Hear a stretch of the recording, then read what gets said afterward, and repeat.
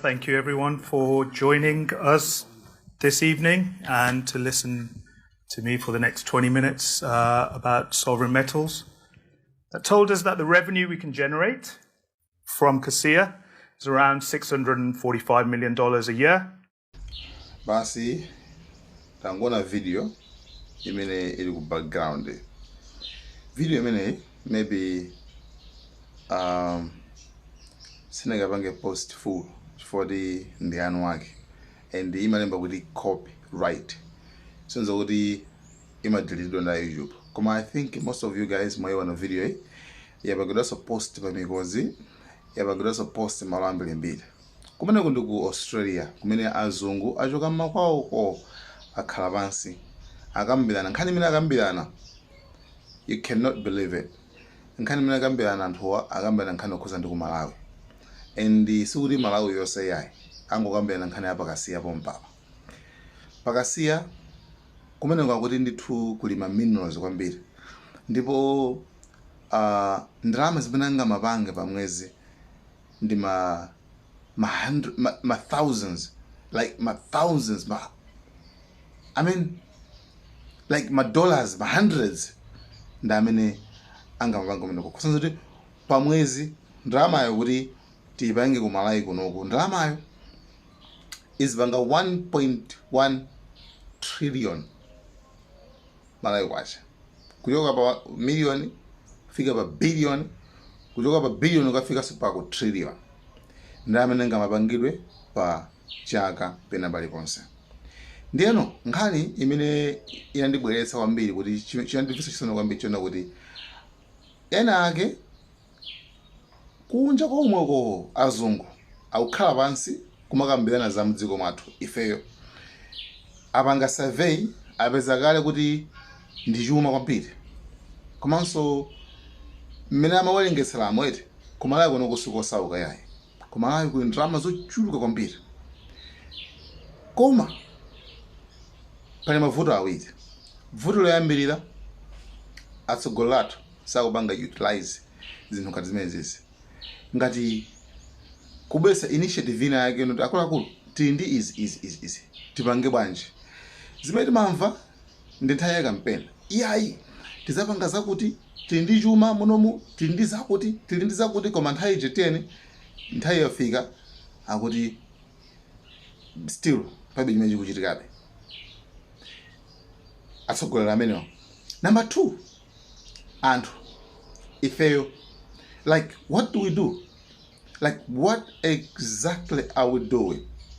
Ifeyo ma meeting amene mapanga amakhalorana meeting in the meeting tokhala ma social media by Zoom or whatsoever pa TikTok pa Facebook timakhala pa WhatsApp timakhala ma meeting athu tili ndi magroup osiyana. What exactly are we doing? Chimene wanga ifeyo ma WhatsApp kama meeting machana we never talk about these things. Ifeyo timakhala kungorukwanana tizikamba za chisembwere tizikamba za what you call zonenana gossiping message message ndi zimene zimahita kwambiri kazi machana zimene zimahita kwambiri komano tingakhale bwanji ndi nthawi yomakambirana zinthu ngati zimene zizi kwathu kuno kuti chuma chochuluka kwambiri chuma chimene chichi chimene azungu ena akhala kwa chimene akuchira mapulani and then muzaona kuti pa ndalama amene akutchula yowayi muzone kuti ku dziko la Malawi amapeka ndalama zingati amapeka ndalama kochepa kwambiri kongotinamiza chuma chonsecho chimatuluka muno chimapita chuma chonsecho ndalama zonsezo zimatuluka ndi kumapita anu akefe tukangana ma social media anu akefe tukungotukwana na ma social media anu akefe kati kutani kaya anthu andale ali busy kumapanga zawo kumango bandalama kumango I mean it's like they're not interested. Sali interested komano chuma chimene chichi guys ndi chuma chimene at least dziko lina lililonse Mulungu anapereka kwina kulikonse dziko lina lililonse upeza kwina kumakhala mafuta right upeza kwina kumakhala minerals ngati kwathu kunoku Mulungu adalitsa kwambiri ndi zinthu ngati zimene zizi china golide china minerals zonsezi zizi maiko onse mulungu sanangosiya anayika ku zinthu kumeneko anayika ku zikatundu kumeneko chuma cha munthaka ena cha munyanja ena cha kuti ifeyo tichonse tili nacho koma knowledge is the power. Knowledge kuti zinthu zimene muzipanga bwanji kuti pakana zifike poti zakubwetsani ma billions ma trillions amene tikuwatchula apawo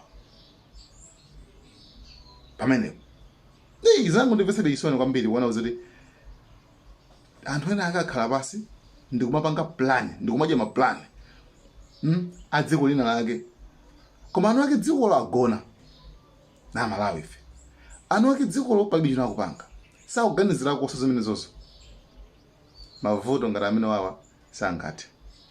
Why? Chifukwa kwambira anu ake ife ngati nzika tili busy ndi zinthu zopusa basi. 2 atsogoleri athu ali busy ndi kuba zimene zozo alibe nazo ntchito katundu amene atengedwa amapita ndikuwuzeni ma strategies anamachitika. Azungu akafuna kutenga chinthu mudziko choyambirira kumayiko amene zikuvuta kutenga zinthuzo zikuvuta kuti atenge zinthu zija 1 ambweretsa kwa nkhondo mzimenyana pa iwo amapeza mpata ukatenga zinthu zija. Ma examples ina DRC kakuti you guys know kumayiko achina achiluya uko kuli mafuta uchulo kwambiri amaba moza kulotsa kwa nkhondo tikudziwa kaza Libya kulotsa kwa nkhondo ndikutenga zonse zizo kumapita nazo koma ndekuli mayiko ena ake tingoti continent ya Africa. Continent Africa is the most simplest continent on the earth. Amangobwera pasi kungotenga samavutika kuti tiyambise nkhondo kuti ayo amangobwera kungonyamula kumapita. That's it. Why? For another to go na koko. Another to go na. Guys, can we guys have someone? Can we have tingadzuke kubanji guys? Tidzuke banji. Kwambira atsogoleri ndi anthu tomwefe. Tidzuke banji. Chuma chimene chichi guys, tidzuke banji. Tiphunzire kuti tichipanga banji. Tichipanga control banji. Tichigwisa ntchito banji. Kumalawi kuno sikosauka kuli ndrama zochuluka kwambiri. Ma figures akwachapo guys ndona kuti guys izi nzompesa chisoni kwambiri guys. Go buy a stock in this, valuing the company at 0.3 billion today. The interesting thing is, after those 25 years, you've still got 70% of the mineralization remaining untouched in the ground. So this isn't a 25-year mine. This is a 50, 60, 70-year project. Right. Like, share, Malawian Cameras, right.